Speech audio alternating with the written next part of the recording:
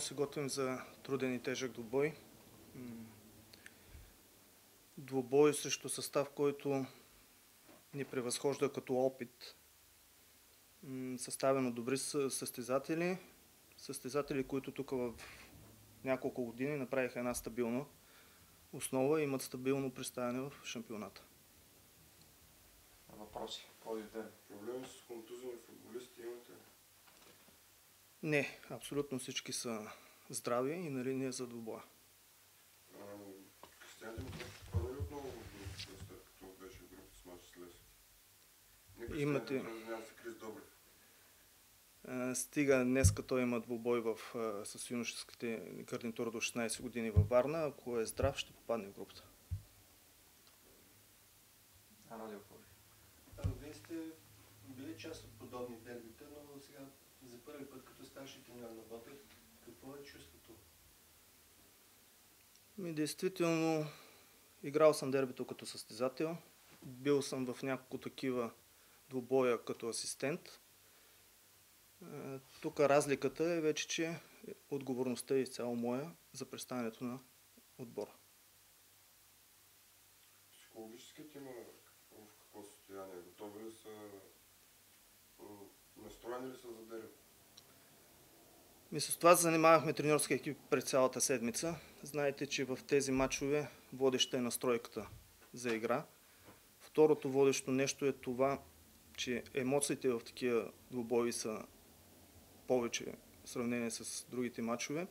И основна задача на треньорите е, независимо от тези емоции, състезателите да могат да запазят концентрация, за да може да се допуснат по-малко грешки. Имате ли опасения, че могат да прегорят в среща? Опасения имаме във всяко естество, именно за това си готвим цяла седмица. Проведахме доста разговори с състезателите, направихме доста спорттехнически анализи. Надявам се, че сме ги подготвили по най-добрия начин. Имате ли опасение, че изходът от това дерби може да се окаже решаващо за вашия договор като треньор на Ботев за пролет на полусезон? Това е матч, който се играе най-вече за публиката. Последното нещо, върху което мисля, е моят договор с клуба. Други въпроси? Някакви изненади подготвили ли сте на Локомотив Пловдив? Знам, че няма да ги разкриете, но примерно в защитен план и в план градивност на играта. Както сам казахте, няма как да разкрия по какъв начин ще излезне и изглежда отбора в неделния матч. Разбира се, готвя се за изненади от страна на противника. Чухте ли се с Едуард Ермосян тези дни? Коментирахте ли предстоящото дерби? Не. Видяхме се преди около 2 седмици в залата на околодрума на един волейболен двубой.